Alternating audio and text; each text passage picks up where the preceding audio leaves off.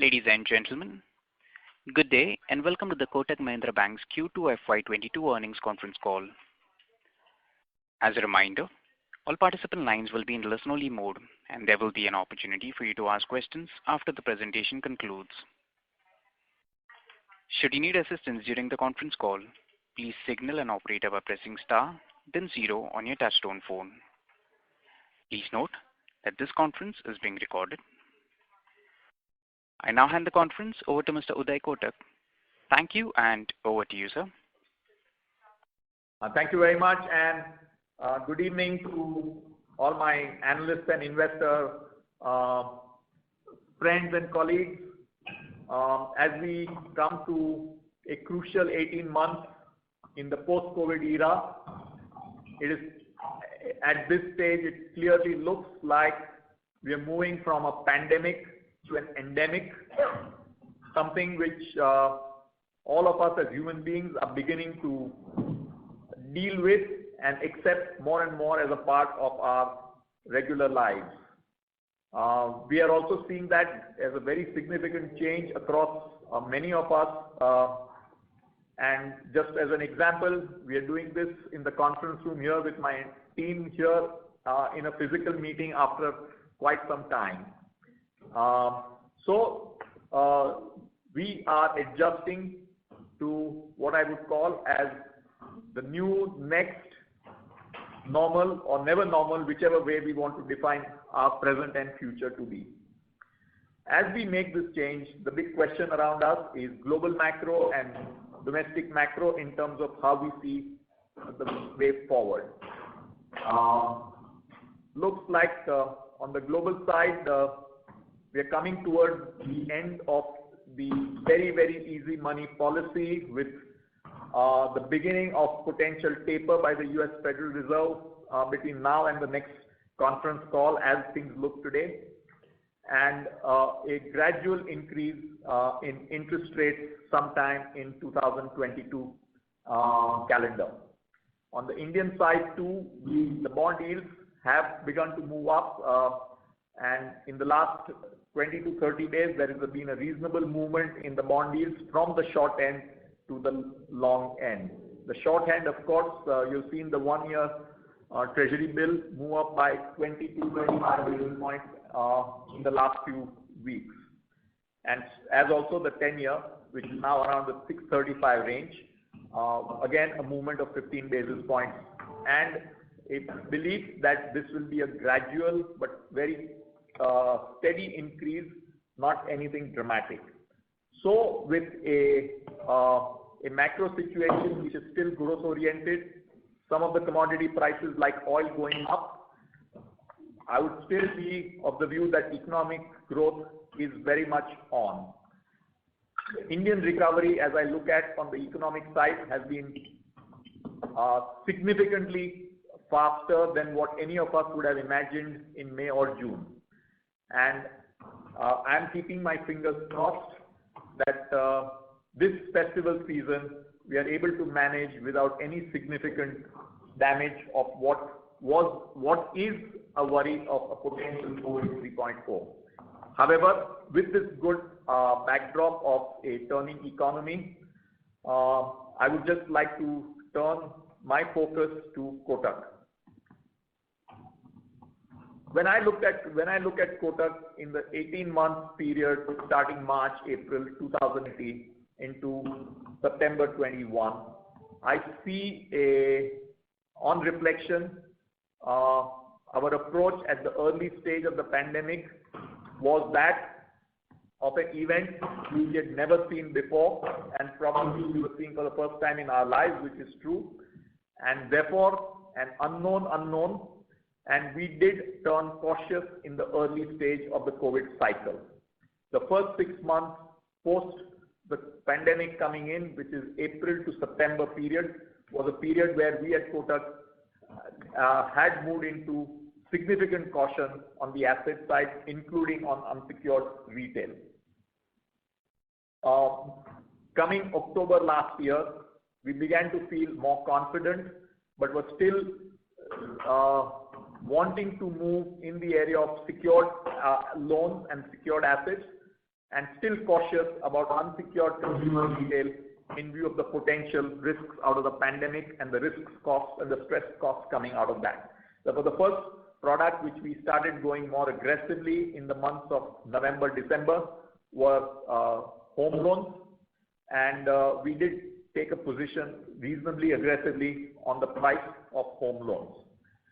And as we started gaining more confidence, we also took a decision to significantly up our game on hiring. Around January, February, we took a call that we will start hiring significantly, combined with being a little more open at that stage, even on unsecured retail. And as we started gathering that courage, we saw the beginnings of COVID 2.0 in April and May, and which again put us, in a way, some spanner in our wheels as we were going down the path. The big difference between COVID 1 and COVID 2.0 is we did not stop our desire to start hiring. And if you look at the speed at which we have added employees, we have added nearly 10,000 employees in about a year's time. And in the last quarter itself, that is July to September quarter, we've added at the bank alone about close to 4,000 employees. So our acquisition engine for people, a decision which we took sometime in January, February, which we should have implemented more by around May, June, but got delayed because of COVID 2.0, started coming on board in July, August 2021. And we have continued with that significant focus on building capability, building our engine, and getting our growth engine revved up. And fortunately for us, this time around, the growth has come back in the economy in July, August, September, and we were in a much better position than in the last 18 months of the cycle. And come around August and September, more in the second half of August into September, we began to see our advances and growth looking better. As a result of this, I am happy to come back to you and say that our quarter-on-quarter growth in advances at the bank has been about 8%, and if I add credit substitutes, which is credit investment instruments, our quarterly growth is about 9%, which on an annualized basis turns close to 36%, of course, of a lower base from last year. But we are seeing our growth engine, especially August, September, and into the festive season, begin to show significant traction, more than we have seen probably in the last couple of years. Because if you would recollect, we had slowed down our growth engine, particularly on unsecured retail, even before the COVID pandemic. Therefore, we come into this with greater capacity, with a significant ability to grow off a relatively small base of our bank. And we also come on the back of a significantly higher confidence in the quality of our existing book, whether restructured or not. And on that, I'm happy to share with you that our restructured loans, which includes COVID-1, COVID-2, and also MSME, all three put together, is a total of 54 basis points or 0.54% of our entire loan book. And obvious consequence of this is that anything other than this restructured book has obviously been reflected in our NPL book, with the obvious implication on interest income, because the moment it goes into the NPA bucket, it hurts the interest income line because of IDR reversal. The other redeeming thing which we are seeing in our book, and of course it is a much smaller historical unsecured retail book, is our credit costs are running at back to around 63 basis points, and we see the overall existing book, including the credit cost, in very good control. We have all this credit cost, and the restructured book includes our entire ECLGS book as well, and I just wanted to share this with all of you. Therefore, we come into this with an August-September, which is showing us significant muscle on the growth engine on the loan side and the asset side. We are coming into this with a confidence of a very solid, high quality, low credit cost and a relatively low restructured book, combined with a very strong liability franchise, which we are now nearly close to 61% on current and savings account.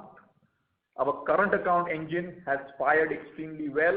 It's grown in between the 30 to 35% range over the year and is continuing to fire pretty well. We are looking at ways and means to further push our savings deposit engine. But keep in mind, through this period, we have sharply dropped our savings deposits rates, though we are still higher than some of the other banks on that. But we do believe that with some frictions coming out of this drop, we now see an ability to be pushing our savings deposit engine also faster as we go forward. Therefore, if I look at overall the asset and the liability side, the asset side engine revving up. We are sitting with significant liquidity. If you look at our LCR ratios, they are about 150%. Therefore, we have a lot of room with surplus liquidity on our balance sheet. The asset engine has just begun to crank up in the last couple of months. Our liability engine on an extremely strong foundation, and we believe it will continue to grow. This is the overall situation with reference to the bank and its asset and liability position. At the same time, we are also very enthused with our many engines on the capital markets side. We've had a really remarkable period and we continue to run with a very strong pipeline on our equity capital markets business, being able to really work for some of the finest companies coming into the market, and that engine is continuing to work in the third and the fourth quarter of the current year. Similarly, our both retail and institutional equities engine, the franchise is also gaining strength and some market share. Our wealth management business is getting new customers and deepening the franchise. And of course, our asset management business has also shown a good growth on AUM as we go forward. Therefore, all the businesses around market side also, and what I call linked to investments, are in a very robust position. On the insurance side, we were the first to recognize the problems coming out of COVID 2.0, recognize it in our June quarter. We are now seeing normalization of that begin to happen in the September quarter, and we genuinely believe we are adequately provided on the life risk side as we go forward. Therefore, when I look at the situation, I would like to believe that the unknown unknowns of the pandemic, which is what we started with 18 months ago, started gradually getting our arms around risk and return to a position which we are today. There is reasonably greater confidence in our team here to now even further push the growth engine from the times which we, as I said, August, September onwards, which we have seen, continuing to at the same time build the franchise, the brand, and go out there and grow our customer business at the same time.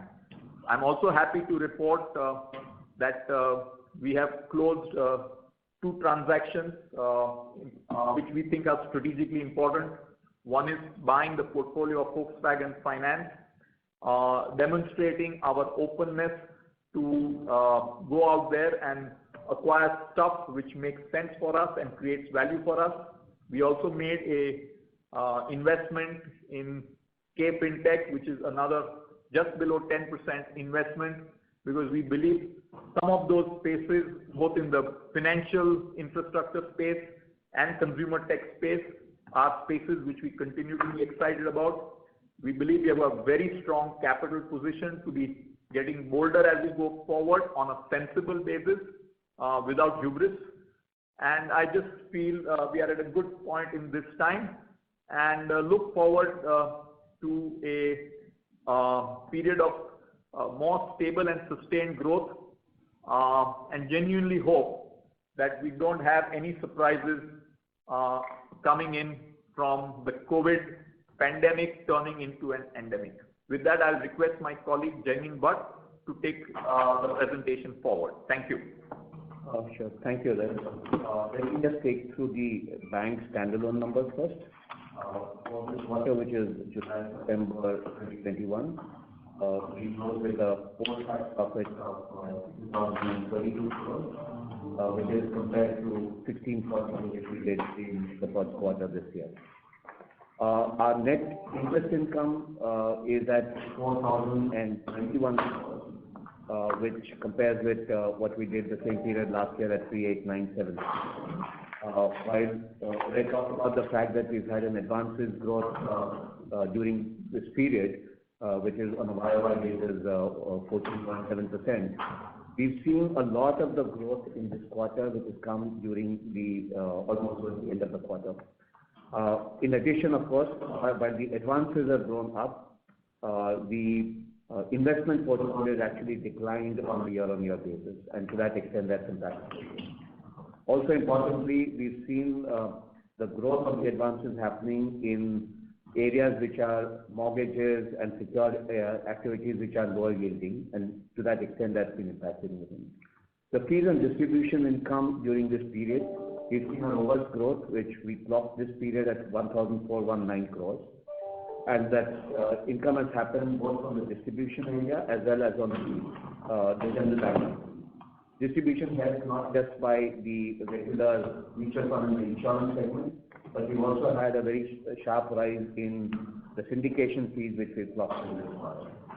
The general banking fees comprising the regular activities on service charges on loans, on credit card related and other areas have continued to grow well, and we got a 25% growth on the year-on-year basis there. On the overall cost, on the employee cost, we ended this period at 1,177 crores as against 590 crores last year.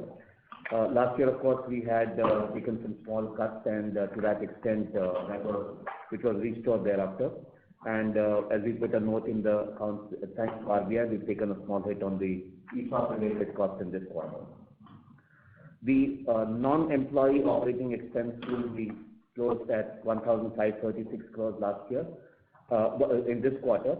Last year, the same period was a subdued period where activity levels had dropped significantly, and to that extent, the last year cost was significantly lower. This quarter, we've also seen expenses going in areas which are investment related. A lot of the areas like card related costs, brokerage expenses, or acquisition costs have gone up. The marketing and advertisement area is another area where we've seen costs going up, and recovery related areas which have gone up.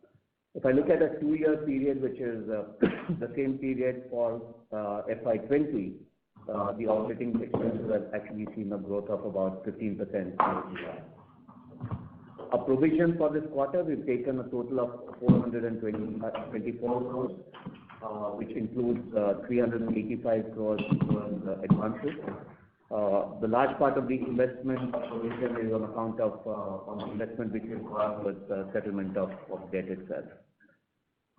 On asset quality, the gross non-performing assets overall, we've seen drop in the quarter from 7,932 crores to 7,658 crores, which will take the GNPA from 3.56% as of June to 3.19%. And the net NPA we closed at 1.06% in September as against 1.28 a quarter ago. Our slippages during this quarter have been at the gross level at 1,293 crores, but we've actually seen recoveries and upgrades which are higher than that during this quarter. As Uday mentioned, our restructuring on the COVID-related stuff, our total both under COVID-1 and COVID-2, the total restructuring is at 0.21%, and our restructuring under the MSME segment is another 0.33% of our overall credit cost. The credit cost at 63 basis for the quarter, as again we saw in quarter one at 130 basis. SMHQ continuing to be low at 388 crores as of September 30th, which is those which are borrowers which are outstanding with more than 5 crores. We continue to have no sale to ARCs during this quarter. Our balance sheet overall crossing the 4 lakh crore mark, and as Uday mentioned, our LCR average for this quarter at 153%.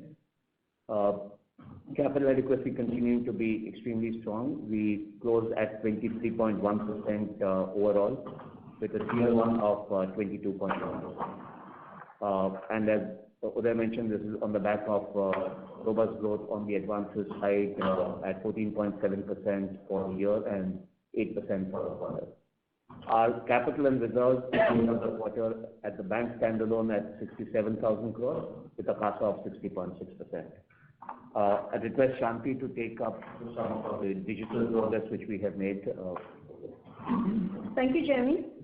I will start with our digital strategy and initiatives. Our digital strategy continues to be centered around our customers. Last time I covered our digital acquisition and engagement strategies across our platform of saving, lending, payments, investment and protection powered by AI and ML. This continues even during this quarter. We continue to invest in and enhancing our technology stack and platform, which is the backbone of our digital strategy. We continue building scalability, agility, and resilience in our core tech infrastructure, including cloud for agility. In the application side, we have upgraded platforms to be able to offer new features and customized solutions, thus enhancing the whole experience for our customer. In the digital channels, we continue to revamp our DIY, STP, and automation journey, providing a seamless, frictionless, and convenient ability for our customers to transact. This investment in our technology stack will be a continuous journey and will be the base for our digital strategy. Mobile first has always been a key strategy. In the last 2 years, we upgraded our mobile app significantly by providing customers more functionalities and greater choice across banking, payment, loans, cards, investment, and insurance. By integrating shopping and lifestyle, we are now well into the journey to be a super app. Our customer-centric experience and functionality has allowed us to be consistently amongst the top-rated banking apps in both iOS and Android. Mobile transaction volumes have shown 138% YOY growth. UPI transactions, both P2P and merchants, has almost tripled 2.9x YOY over the quarter. The app enables the customer to have 50 plus financial products and non-products and provide a wide range of payment products including QR, bill pay, recharge, etc. To the key feature of Pay Your Contact, which we launched last quarter, we have added the ability to send gifts to your contacts, and this has been well received. Pay Your Contact has seen rapid adoption with about 3.8x transactions in September versus June. The shopping mall within the app, K-Mall, offers 14 categories of e-commerce to customers with 15 live merchants. We added some more in Q2. This is a focus area and we will add many merchants over the upcoming quarter. E-com transactions inside K-Mall grew 1.7x QOQ, and the shopping and the grocery categories actually doubled QOQ. We are aiming to serve our customers in vernacular languages and digital and enable the top 4 used features in Hindi in our app this quarter.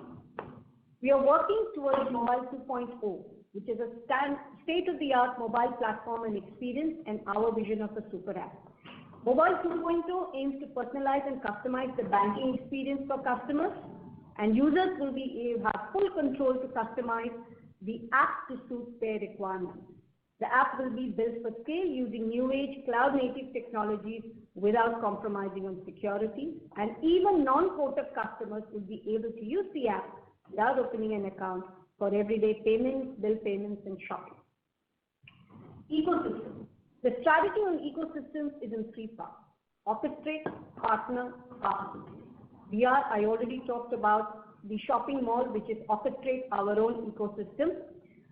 We are building ecosystems for investment and insurance, which will be launched in the upcoming quarter. We have a rapidly expanding fintech partnership network, and we keep experimenting on use cases and business models. The connected banking partnership allows us to put banking within the platforms of select partners, and the initial uptake is promising. We plan to leverage regulatory network of accounts, aggregator, and open for retail and MSME lending in the upcoming quarter. Retail assets. We have been building mobile-first end-to-end customer digital journey across retail asset products, including home loan, credit card, personal loan, MSME. This will significantly enhance our retail assets customer experience layers, engagement, and friction-free delivery of products and services. This is across all our categories of customers, NTB, existing, and customers through partnership, both DIY and assisted journeys. All of this will go live in a phased manner across Q3 and Q4 of this fiscal. We launched WhatsApp as a service channel for various asset products in Q2 and have seen a significant uptick in usage. Merchant acquisition, a new key focus area for Kotak. This business model has been changing given the multitude of payment options, growth in digital transaction, growth in UPI and P2M. We embarked on the path of delivering a complete bouquet of these services with the launch of our merchant app, Kotak Biz, in Q2. Kotak Biz app helps us onboard merchants for payment collection services digitally, serve them digitally, and deliver targeted offers and multiple banking and value-added services. We are upgrading our acquiring and payment collection infra, which is the core of the merchant strategy, and committed to delivering best-in-class services to merchants. We intend to scale the business, including through partnerships. We have partnered recently with FineLabs for leveraging their existing network of merchants as well as new acquisitions. Corporate banking stack. We have upgraded our transaction banking tech stack towards transforming customer experience in trade and cash management products. We introduced many features which are industry first. Our aim is to provide a superior digital experience and enhance market share across non-individual customer categories.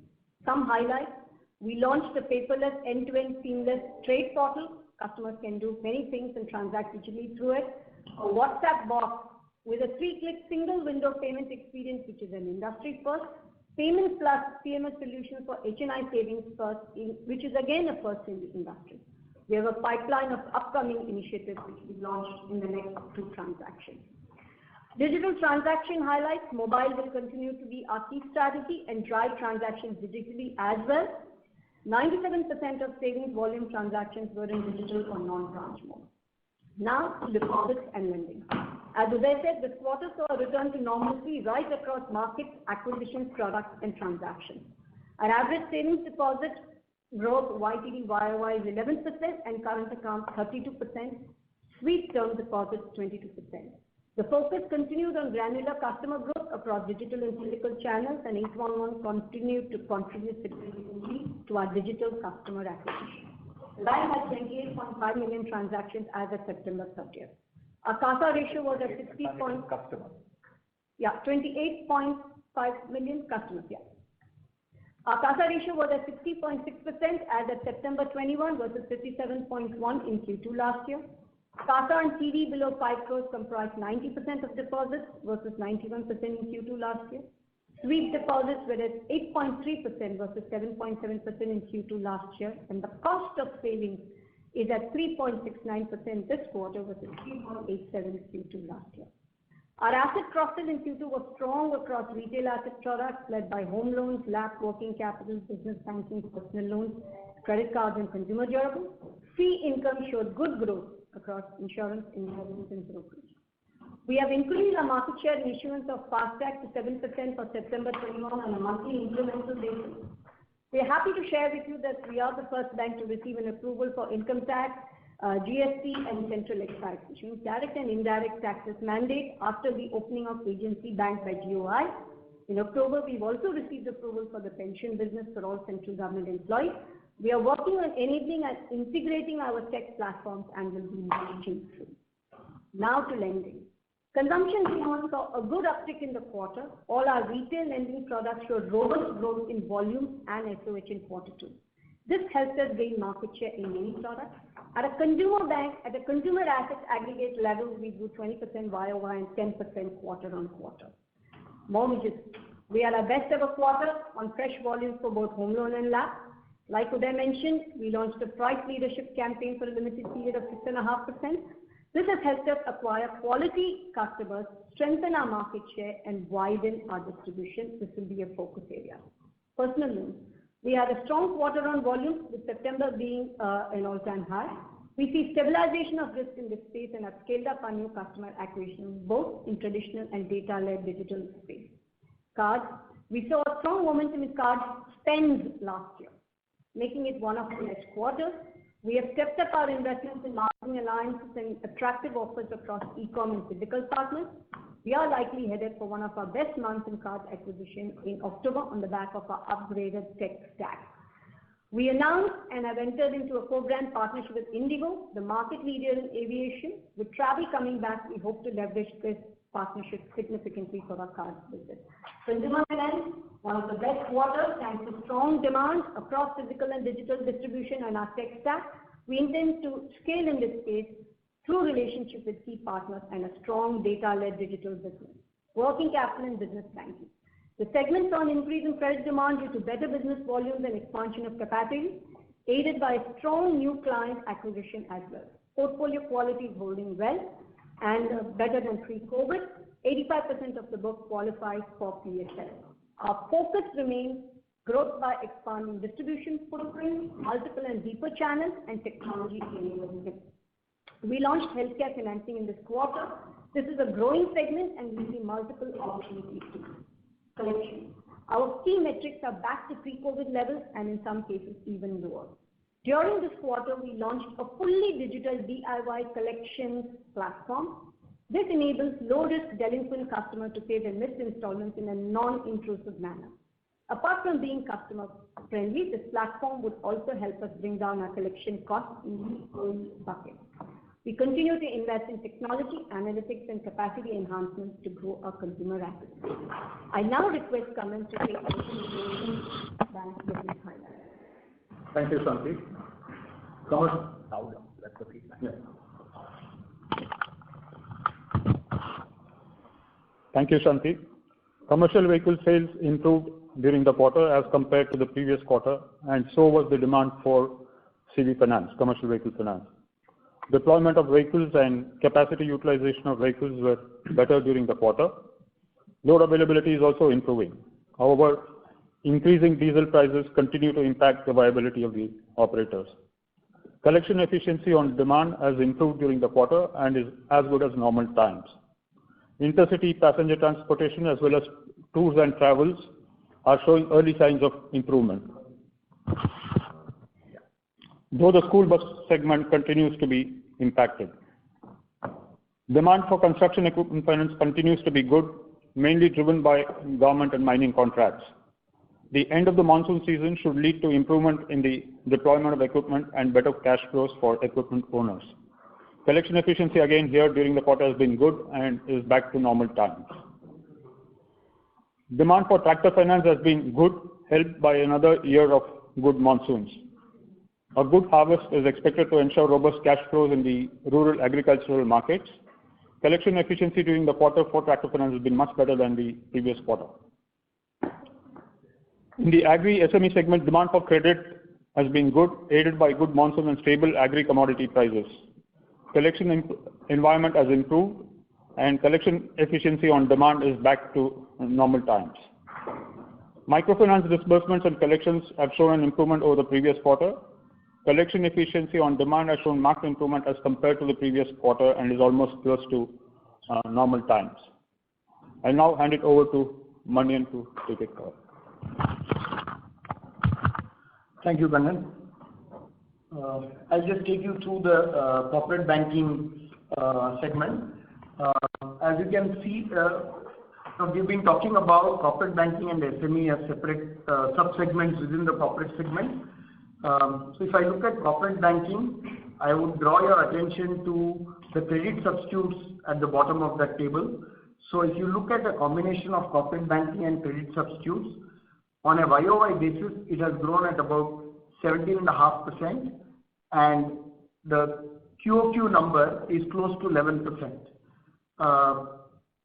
And if you look at the SME business, on a YOY basis, it has grown at about 24%, and on a QOQ basis, it has grown at 8%.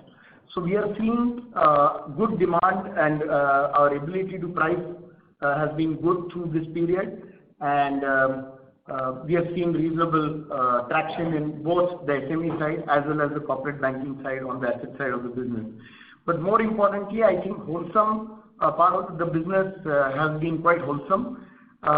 We have seen very, very robust growth in our fee lines as well. DCM has been a triple-digit growth. FX has been quite strong. And our transaction banking business has been quite robust through this period. Both our custody business has been extremely strong during this period, and current account other than custody has been remarkably robust.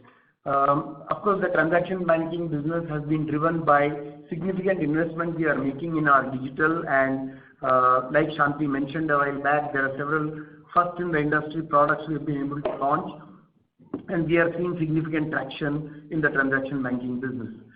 Of course, the spreads towards the later part of the quarter were slightly under pressure, but with interest rates rising, I think while we'll see some pressure on spread, I think in the ultimate analysis it will give us better ability to price. The pricing power will get better. But broadly, we've been able to maintain spreads in the business through the year and through the quarter as well. The asset quality has held up quite well, actually almost negligible slippages, and both in the SME as well as in the corporate segment.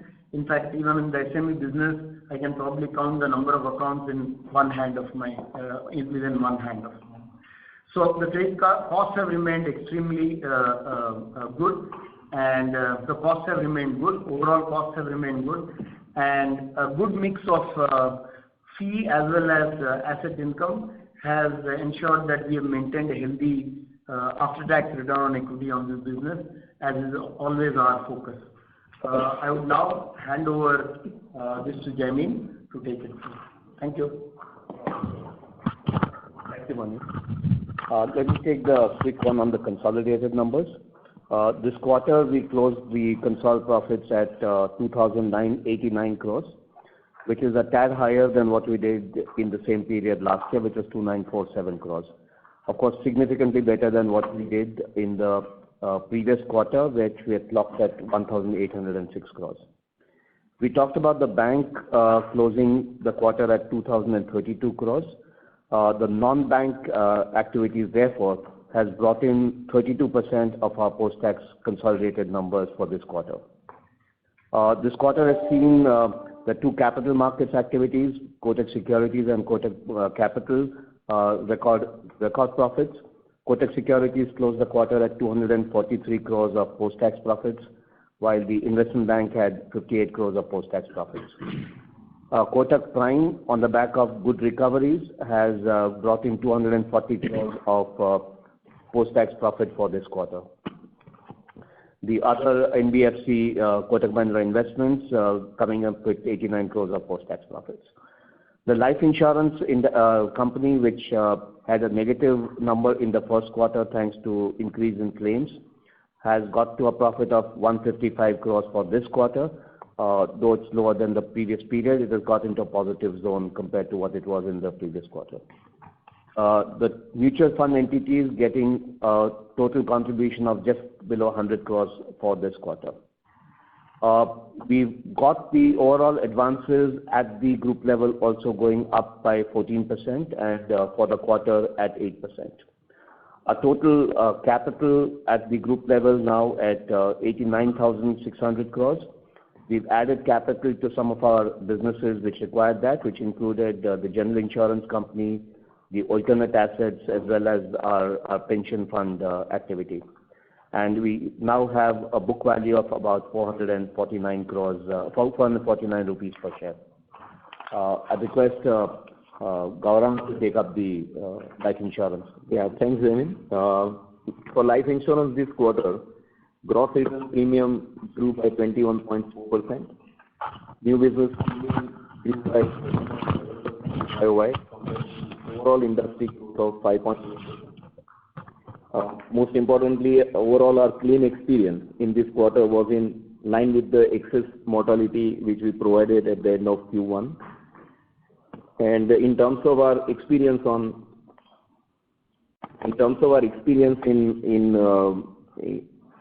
different lines of credit term business, individual mortality risk business, the individual and the group term business the experience has been completely developed, so we don't have any provision relating to that. But in terms of our credit term business, still due to delay in reporting claims, we have to carry some provision, which we believe we are adequately provided. In case of our AUM, we have grown by 31.3%. Our profit for the quarter was 155 crore against 171 crore last year, and our solvency ratio continues to be strong at 2.61 times. Now I hand over to Jaideep to take over the presentation forward. Thank you, Gaurang. At Kotak Securities, the top line for this quarter is 613 crores. This is compared to 516 crores in the corresponding period last year and 571 crores in the quarter ended June 21. The PBT for CARE for this quarter is 325 crores, which is compared to 266 crores for the quarter ended June 21 and 315 crores for the last quarter. The PAT is at 243 crores, which was 199 crores in the same period last year and 236 crores in the previous quarter. Our cash market share for the quarter ended September 21 is at 11%, which was 9.6% last quarter and 8.7% in the previous quarter. Some flavor on how the markets have behaved, the equity markets have behaved over the last few quarters. The cash daily volume in this particular quarter has been at 50,000 crores per day.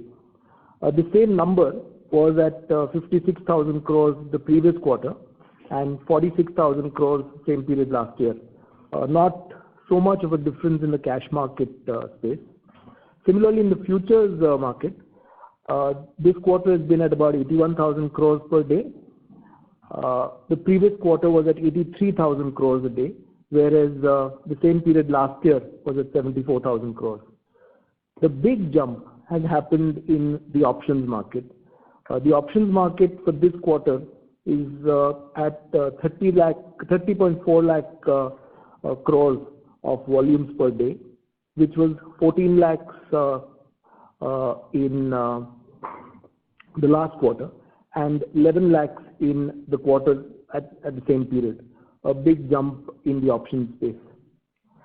I'm excited to inform that beta testing has started on Kotak Securities' retail trading engine in the last 2 weeks, which should see some traction happening in the months going forward.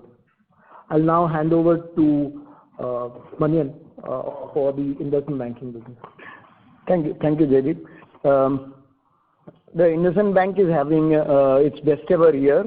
Of course, I'll just also mention that the Kotak Institutional Equities, which is reported within Kotak Securities, is also having a great year, both in the secondary side as well as in partnership with Kotak Mahindra Capital Company, the investment bank, for the primary business. Apart from the fact that Kotak Mahindra Capital Company remains the go-to banker for the IPO business, we are seeing a good pipeline of advisory business as well, and we expect the advisory business also to do well in the current year. And of course, you have the names there. We are there in most of the large new age company business as well as the traditional businesses. So we have seen extremely good traction in the business, and the numbers, of course, show up. The profit after tax in the quarter is 58 crore as against 14 crore last year. In the H1 this year, we have already crossed the entire year's profit last year. Much more than that, actually. So continues to remain good, and the pipeline continues to be good. Thank you. I will also take KMIL.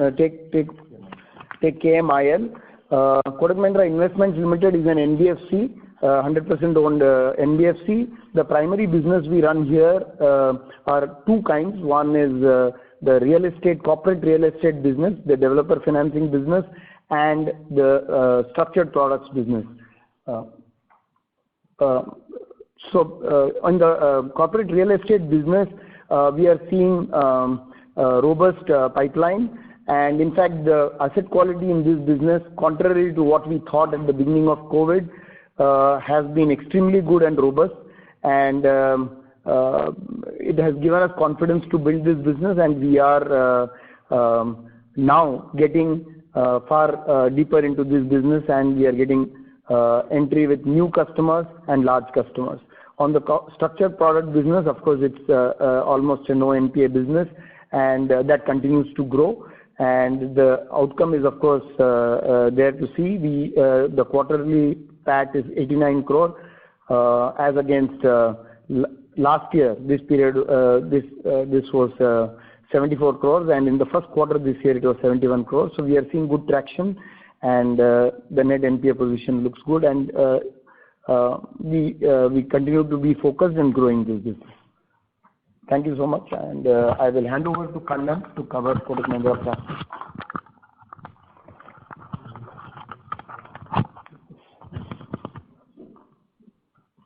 Kotak Mahindra Prime had a profit after tax of 240 crores during the quarter. This is a comparison to the 79 crores of profit after tax which we had in the previous quarter.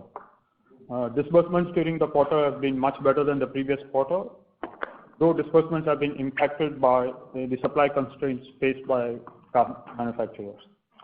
Collection during the quarter has been much better, and collection efficiencies are almost back to normal times. During this quarter, Kotak Mahindra Prime acquired the car finance portfolio of Volkswagen Finance. It brings along with it, apart from the portfolio, 30,000 quality customers into our fold. I now hand it over to Nilesh to speak about the AMC. Thanks, Kannan. Good evening, friends.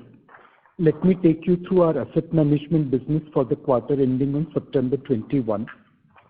Our total average assets under management grew 41% year-on-year to reach 2.71 trillion. Our equity assets under management, supported by market bounce back, grew 67% year-on-year to reach 1.28 trillion. Our total average AUM market share reached 7.4%, an increase of 50 basis points over last year. Our equity average assets under management market share increased by 50 basis points to reach 5.4%.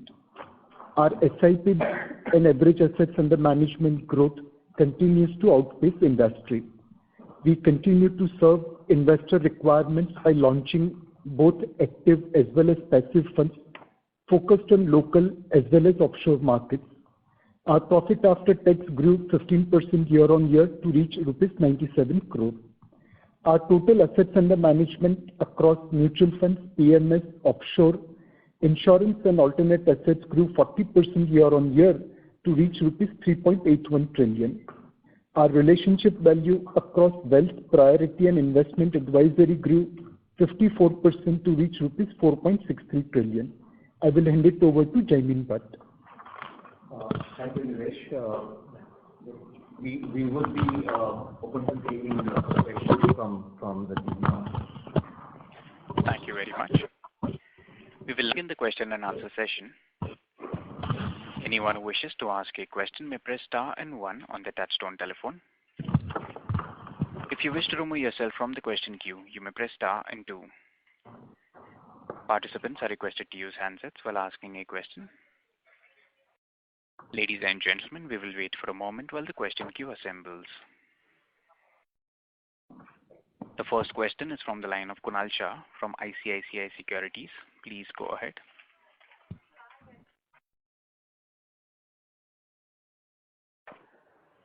The Kunal Shah, your line is in talk mode. Kindly go ahead with your question, please.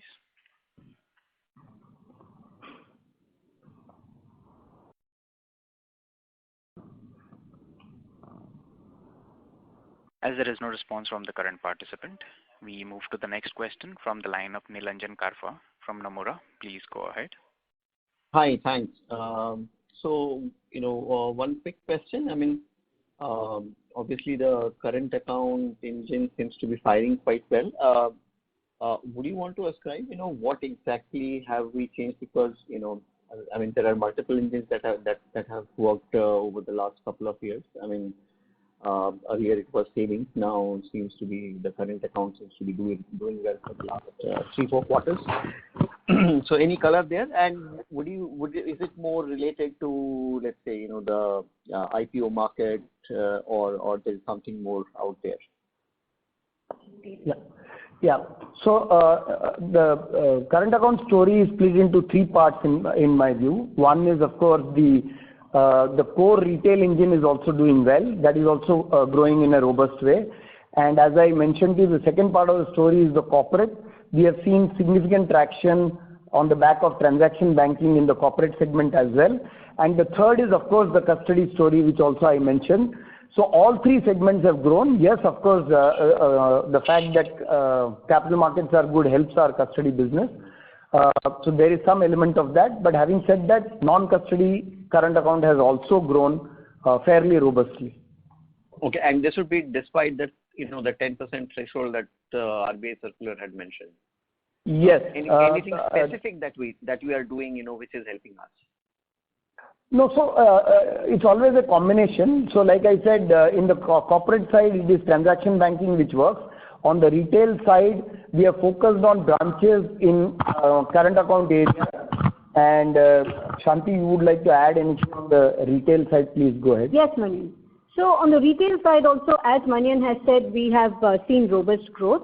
And we really sort of started bundling value-added services along with just current account, including our cash management solutions that I talked about, and other value-added services.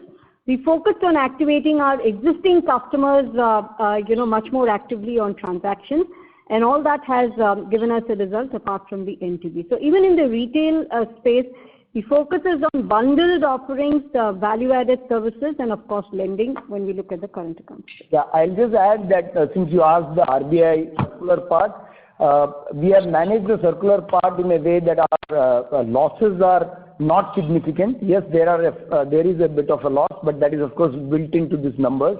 Mm-hmm. But largely we have been able to plan in a manner that we have lost very little of our book.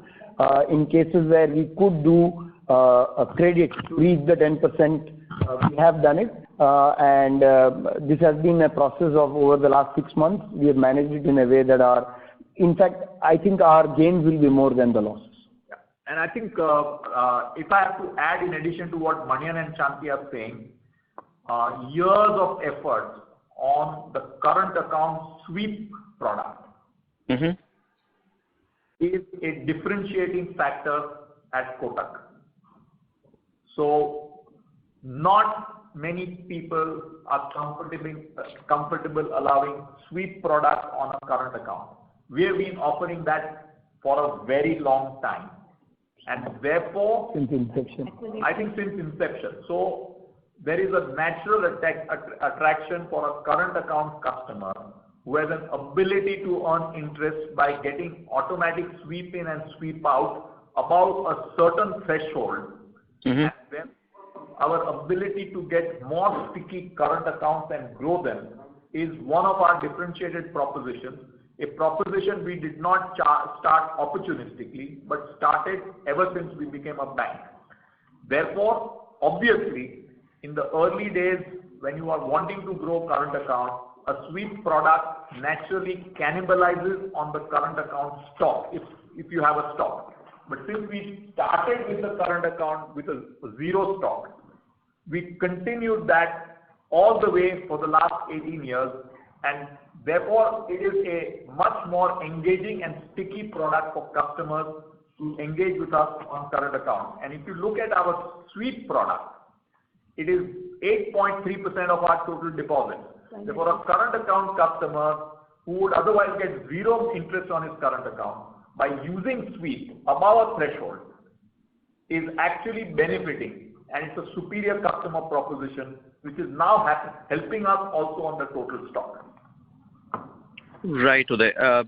I can extend probably this question quickly, but this will be a function of then the liquidity and in the interest rate scenario, right? I mean, obviously that probably, given the way you explained this, that would have a larger bearing beyond. My point to you is, finally, I think it's going to be better than zero. What for a current account, a customer making any interest earning is better than zero. Therefore, whether it's liquidity, low interest rates, high interest rates, if a current account customer gets zero otherwise, but has the ability above a threshold to sweep, he or she will always prefer that, because they are making something in addition to zero. Sure. No, that point is well taken. Great. And how did we do? Obviously there is strong growth push that has happened. I mean, that was, I guess, a long time coming. But we did probably need to sacrifice a bit of spread for that. Would this continue in the next, going forward? Is there some change in strategy behind that, or this is like a run rate kind of thing that you want to look at? No, I think you got to look at the mix. If you look at when we got into COVID, we had been cautious on unsecured retail even before getting into COVID. And we continue to be cautious on unsecured retail all the way up to end of June quarter, because COVID 2.0 hit. Therefore, if you look at our quarter-on-quarter growth, even in unsecured retail, 10% growth in unsecured retail, which is 10% flat. Okay, so we are maybe of a very small base. One of the reasons why you see in the last 18 months, we've had a change in the mix, because the stock of unsecured retail kept on going down and the secured piece became larger. That obviously the mix has an impact, especially where loan growth for the 18-month period was subdued, has an impact on earnings. But now at a much lower rate of mix, the rate of growth both in secured as well as unsecured retail is now revving up. Therefore, overall as a bank, we have grown in the quarter, including credit substitutes, at 9% flat for the quarter. If you look at our credit card quarter-on-quarter growth, it's about 13%. And of course, we had a much lower engine. We are picking it up and really making it grow faster. If you look at our consumer durables financing business, on a very low base, we have grown quarter-on-quarter at 76% flat. So we are now adding the heft to our mix, albeit of a very low unsecured retail base, combined with a continued aggression on secured. Right. I'll stretch this a bit and then ask this the third question. So, I guess we are cautious on our unsecured retail. We were. Okay. So now we are, incrementally that caution is behind us, right? If we have grown 10% quarter flat, that's 40% annualized, no? Right. Okay. And a data keeping question. And more importantly, we think now there's a much better quality of distilled modeling which we have. Sure. To which we can lend more aggressively than we could in the past. Sure. Okay, understood. A data keeping question, the quantum of slippages and recoveries and upgrades, please, in an absolute rupee. I mentioned that again, this quarter we had gross slippage, and when I say gross slippage, I'll come to it in a minute, that's 1293 crores, against which we have a recovery and upgrade of 1350 crores. And when I say gross slippage, it includes people who slipped during this quarter, but also recovered during this quarter. If I adjust for that, the slippage will come down to below 1,000. Okay, brilliant. Thanks, Emin. Thank you, everyone. Thank you. The next question is from the line of Adarsh Parasrampuria from CLSA. Please go ahead. Hi, Uday, and team. Congrats on great set of numbers. One question that I had was, you do indicate a higher willingness to now lend, and the environment looks good. Just wanted to understand, if you go back to historically benchmarking growth at certain times of the market and all that, given our low base, would you say that that equation can drastically change going forward? Probably some of it showed up in this quarter, and I would like you to, without sort of giving you a watertight forward guidance, I would like you to look at, and something which we have put up as a chart in our annual general meeting, giving a whole history of Kotak post global financial crisis, and you may want to see it. I'm not giving you any forward guidance. In global financial crisis, before the crisis, and in the early stage of the crisis, Kotak was extremely conservative, and then you can see that chart about how we really got the engine revved up. Our approach, I need to be very clear, is that when unknowns hit us, our natural tendency is to understand the risk before we jump into the water. Okay? Now, 18 months ago, we did not understand COVID pandemic. Maybe we were not smart. We did not actually understand the nature and the impact of this pandemic. And maybe we missed some opportunity. Who knows? History will be the best judge. But as you get your arms around what this risk means and how the pandemic is becoming an endemic, and once we get a certain level of comfort, we are not then understanding the risk, we are getting more comfortable, and which is exactly where we are. got it, Uday. And second question is on cost income. Obviously, when business momentum goes up, some costs come in, but the cost ratios have kind of gone up, not comparing just to COVID lows, but otherwise this is kind of high at 46%. What's the trajectory as the loan book builds up? One thing I would like to put some very clear objectives on our game plan.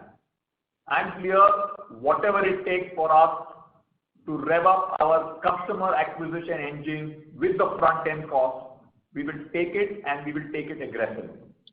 The cost may hit us now, but customer acquisition engine, including a much faster physical and digital engine, we will spend.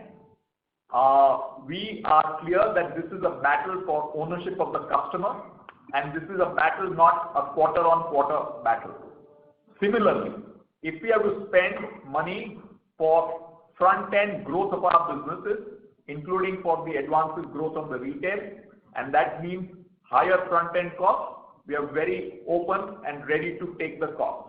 That does not mean we are not focused on productivity, but we are making a distinction between ongoing operating costs versus costs related front end for growth.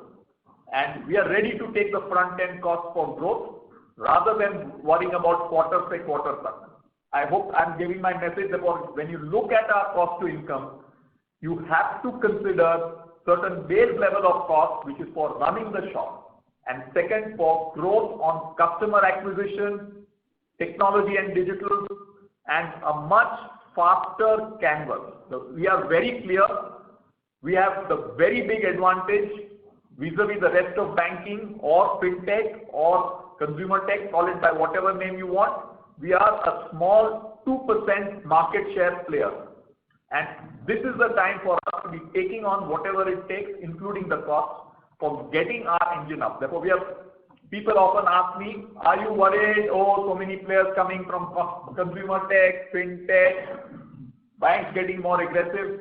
I said that I am a 2% player. There's 98% for growth. And all that we need to focus on, where do we take the 2% up to? That's all that we need to do while keeping our natural conservatism with reference to risk and return. Got it, Uday. And I'll just squeeze in the last question is, the last couple of years we've seen like a humongous amount of cost of benefit.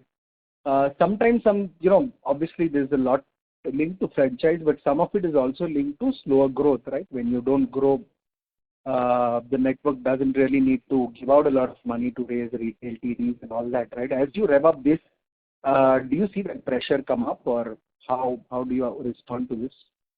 With reference to the liability franchise? Liabilities and the cost of liabilities, because let's say, right, we hardly had any need to accrete TDs over the last couple of years with that. So at this stage, we have great confidence in our liability franchise and the engine, and it is up to us now. Keep in mind, yes, our SAR liability engine had slowed down, but keep in mind there was a significant friction when a bank which was giving 6% starts making corrections. We think we are past the friction stage. Got it. Thanks, this was useful. Thank you. We request all the participants to please limit their questions to 2 per participant. Thank you. The next question is from the line of Saurabh from JP Morgan. Please go ahead. Yeah, hi sir. So just 2 questions. So one is, how should we think about your net interest margins? So you have excess liquidity on the book. Your LCR is 153%, but the incremental growth will probably be in lower yielding segments as well. And that's reflected if you look at your core PPOP is still flat quarter on quarter. So how would you think about the NIM trajectory going ahead? So that's the first one. My position is pretty clear. I'm looking at the windshield in front, not the rear view mirror in terms of what my pre-pop is, what my mix is. We have very clearly said, and including, you can see the early signs of that number. We are not only growing secured as you've seen, and I said this is very recent, August, September. Therefore, when I'm saying we've grown 9% flat for the quarter, which is 36% annual, there are 2 important points. One is we have had the advantage of days. Okay.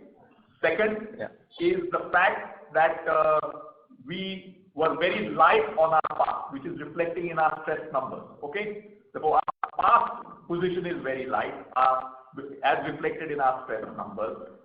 We have been very cautious on unsecured retail. Therefore, in the mix that has gone down. We started first with a more aggressive position on secured retail, particularly home loans. But we now actually feel as the pandemic moves endemic, we think we've got much better ability to analyze the data, and we are getting significantly more comfortable with unsecured retail, as we have shown 10% growth in this quarter in unsecured retail flat, that is 40% annualized, albeit of a much smaller base. And the second important point which you need to keep in mind, in addition to secured home loans and unsecured retail, is our business banking, whether it's working capital banking in our consumer bank or in the SME business, it is beginning to fire. And therefore, my approach to this is whatever is the rear view mirror of last 18 months is a rear view mirror. We did get a little sidestep by COVID 2.0, to be honest, which just as we were revving up our engine, May, particularly end April to middle end June, sort of got us a little out of where we thought it would be. Frankly, we did not expect such a vicious 2.0. We now believe that that has delayed us by a few months, but the engine is ready to go. And August, September are good signs. Got it, sir. That's clear. The second, sir, is obviously you've given a lot of details on your digital this time. I mean, can you just quantify what is the technology spend, maybe in terms of what percentage of revenue, what you are investing in this business, or any absolute amount? I think we will give you that at the right time. Till then, but will it? I think my request to you is, as I've said to the earlier question, we are going to grow our front-end costs for customer acquisition, digitization and technology, because we think that is the future. The front-end costs will continue to be aggressive, but we are in the business of growing our customer franchise at a much faster pace. And at some point of time, we will share it with you when we think we are reaching some sort of a stability. Okay. Sir, but if you benchmark it to, let's say, tier 1 private banks, would you be in line as a percentage of revenue, or would you be higher? So I am saying I am very clear. My future is consumer tech. My future is fintech. My future is maybe other private banks. My future is maybe PSU banks. my future is some unknown player. I have to be out there in the battle of the customer without being constrained by benchmarking against any one category. Thank you. Thank you. The next question is from the line of Kunal Shah from ICICI Securities. Please go ahead. Yeah, congratulations for a good set of numbers. So in terms of the home loans, so we have this rate offering, but even if you can explain in terms of building the capabilities, with say, so is it more in-house or we are getting aggressive even in terms of the outsourcing that is happening, because there is a good enough growth which is happening on the home loan side? Shanti. Yeah. So if you're talking about distribution of home loans, I think we are, our internal channels, our own customer base, we work with external partners, and given what's happening in the market, both what's happening from a demand, the good pricing, low interest rate, we've been able to get business from all around. We have scaled our team, we have scaled our internal capacities, and thus we are able to grow the business. The important thing is with this price, we're getting very high quality customers, which can then become holistic banking customers. This is one of the gates we have opened, and that's what it is. So in terms of the new customer acquisition, which we are seeing on the asset side, how much would be like, say, already the existing relationship with the bank on the liability? And so what is the potential to further cross-sell, both on the asset as well as on the liability side? So that is where I was getting to. So we are seeing a good growth all through on the asset side now. But what is the kind of profile? Is it like new to bank, or is it like, say, the existing customers whom we are cross-selling? See, it is different for different products because, like I told you, we are on a growth phase in almost all the products. It can range anywhere from 25 to 50% in terms of new customers, but it ranges in home loans. I would say that anywhere we are getting a reasonable amount of NTB customers, new to bank customers. Okay. And what would be the proportion of the outsourced, maybe in terms of the DSAs outside of our own branches and other network? Broadly, our own internal contributes anywhere till about 55% of our sourcing, and the balance comes from the external partnership. Okay. And secondly, in terms of, say, where we have extended ECLGS facility, can you give maybe, I think it's been almost like, say, 8-9 months into that, but how are we seeing the behavior of those customers? Kunal, I think you may have missed the early part. If you look at our stress numbers, that includes flow through into NPA from ECLGS customers, if any, and our overall restructuring on COVID account is both COVID 1 and 2 put together is 33 basis points, plus 21 basis on SME restructuring, and our credit cost is 63 basis points. So all this includes all flow through in stress between restructuring and NPA. Okay. So even in terms of already there, NPA numbers have come down for the call. Yeah. So NPA and restructuring is good. I was just trying to gauge in terms of on ECLGS side, post 1 year. Kunal, if any ECLGS is getting into trouble, it will show in one of those two places. Okay. So there is nothing like, say, there is a payment holiday or something and it will get reflected. Else we can put, either it's in restructuring or it's in NPA or it's in SMA2. Our SMA2 number also we have shared. Our SMA2 number is also shared with you. Yeah. Okay. So there also, so this takes into account everything. Okay. Great. Okay. Yeah. Thanks a lot. Thank you. The next question is from the line of Shagun Verma from Goldman Sachs. Please go ahead. Yeah, hi, good evening. Most of my questions are... Mr. Verma, if you can speak closer to the handset, please. Your voice is not audible. Yeah, hi, this is Rahul here. Can you hear me? Yeah, Rahul, we can hear you. Yeah, thanks, Uday, and everyone, good evening. I think most of the questions have been answered, but again, sorry to belabor on this OPEX point. So clearly, I think, Uday, of course, good to hear that, the outlook is looking better from the growth standpoint on the loan side.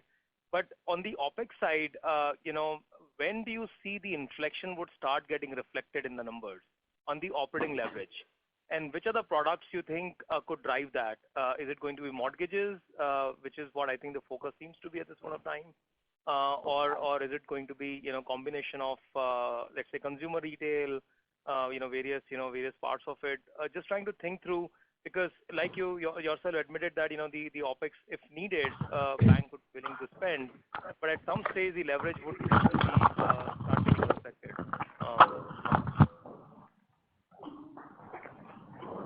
Hello? Gone? Hello? Yeah, we can hear you. Hi. Okay. I'll ask my colleague Deepak Gupta. Can you, Kunal? Sorry, Rahul, can you hear Deepak? I unfortunately cannot hear him. I can hear you though. Deepak hasn't started talking, that's why you can't hear him. Yeah? Deepak hasn't started talking, that's why you can't hear him. Okay, Rahul. Basically, when you have growth, there will be some costs which will come up front, yeah? And they will be investment costs. So as for the time period which growth is high, these upfront costs will keep coming. So I think it is not easy to look at a leveling off level until you see growth itself leveling off. Yeah, for example, if you are growing home loans at a certain percentage, yeah, your upfront costs will keep hitting you. And if that growth rate continues, those costs will keep hitting you until you level off growth. Yeah, it's the same also on the liability side. While we keep on acquiring new digital customers, there is an upfront cost. And as growth rates are high, those costs will keep coming up really. And it's very difficult for you to disaggregate the investment cost from the run cost to arrive at, what point of time you're going to level off.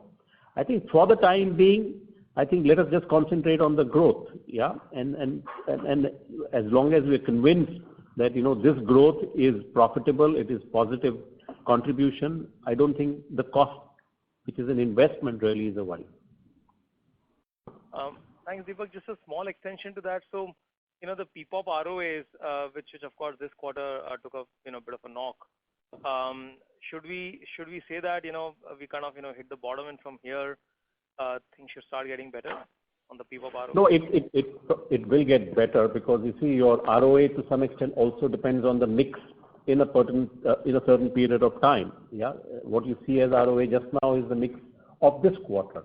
Yeah, as the unsecured piece starts catching up, the SME piece starts catching up, you will see that mix change reflecting in the ROA appropriately. Understood. So one last question. So when you look at the mortgage piece on a standalone basis, just the pure spread seems to be pretty healthy. Just doing simple math, would be easily north of 3.5 to 4%. Is this a comfortable threshold for you all to grow this portfolio, or it could be even lower? Well, are you hinting at telling Shanti to reduce the home loan rates further? Kind of, yeah. Rahul, all that I can say is in case you are looking for a loan with the interest rate scenario, which you must be a better judge of, this could be as good a time as any. So grab it as soon as you can. Before 8th November, huh? No, but jokes apart, I think the spreads are reasonable for what I call an acceptable ROE, yeah, given the growth opportunity and the customer proposition. Yeah, so I think. And if I can add on this, we are actually quite surprised at the pace of inflow of demand for home loans which we are getting. Yeah.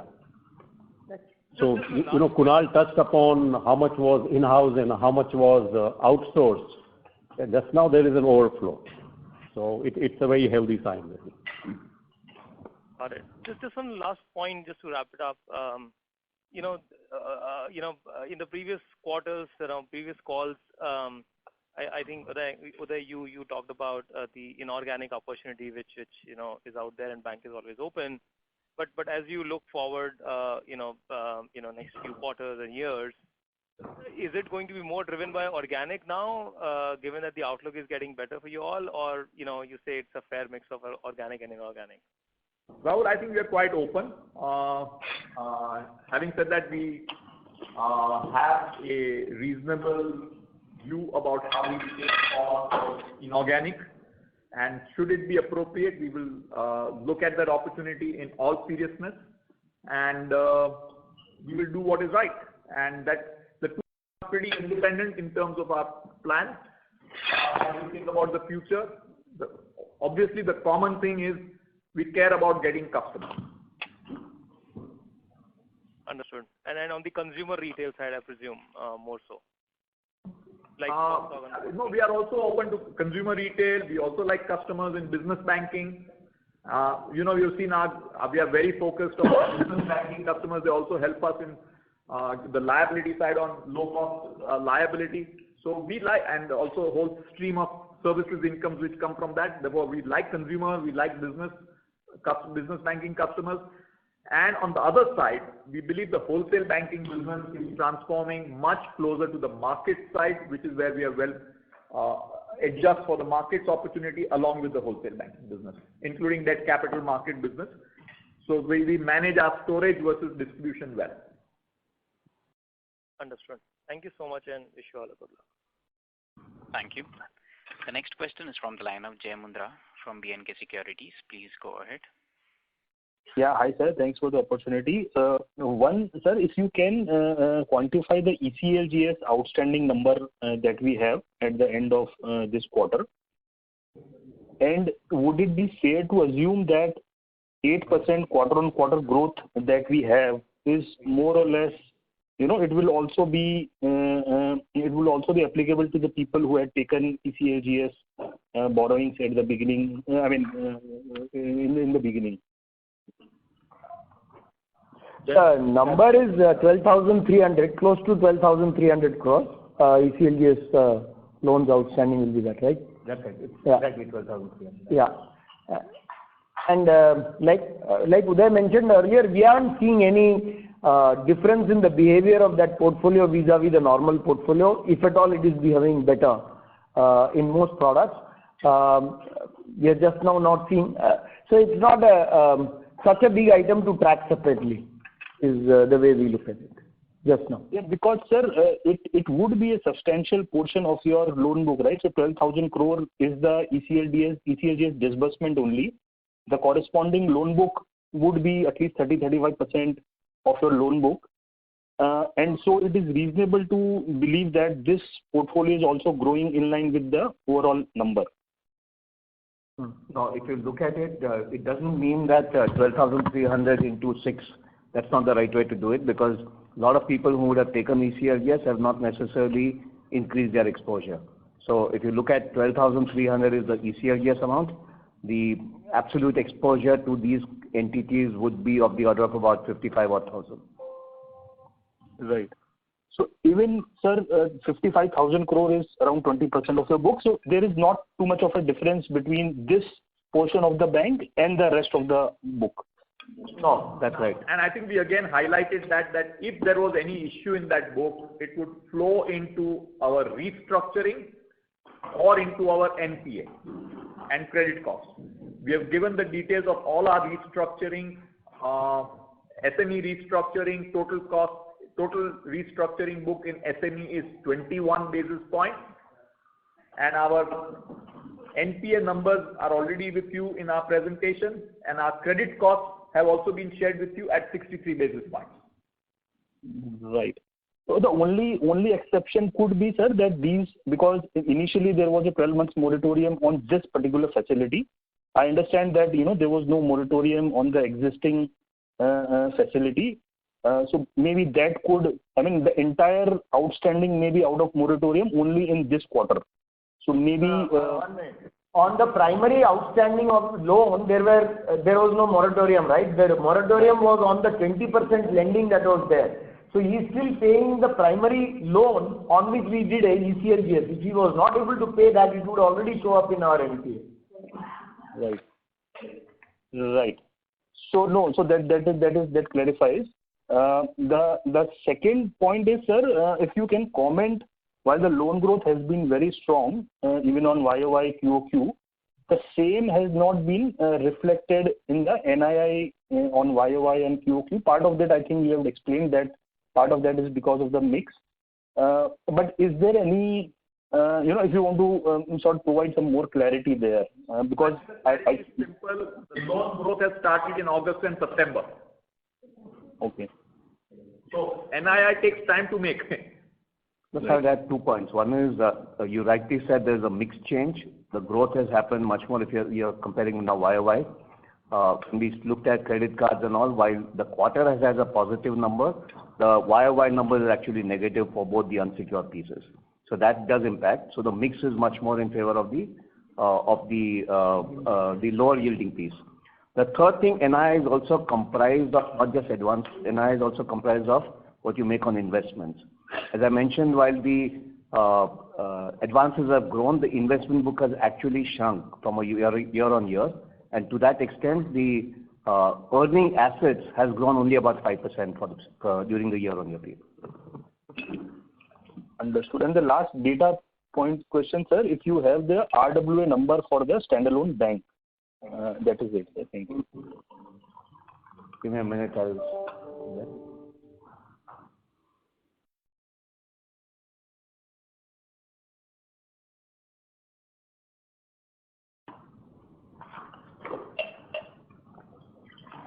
RWA as of September would be 2,83,000. Great, sir. Thank you and all the best, sir. Thank you. Ladies and gentlemen, that was the last question for today. I now hand the conference over to Mr. Uday Kotak for closing comments. Over to you, sir. With that, I thank all of you for spending time, and I wish each of you a wonderful Diwali and New Year, and look forward to meeting you in both in the Samvat as well as the calendar New Year soon. Thank you. Thank you. Ladies and gentlemen, on behalf of Kotak Mahindra Bank, that concludes this conference. Thank you all for joining us, and you may now disconnect your lines.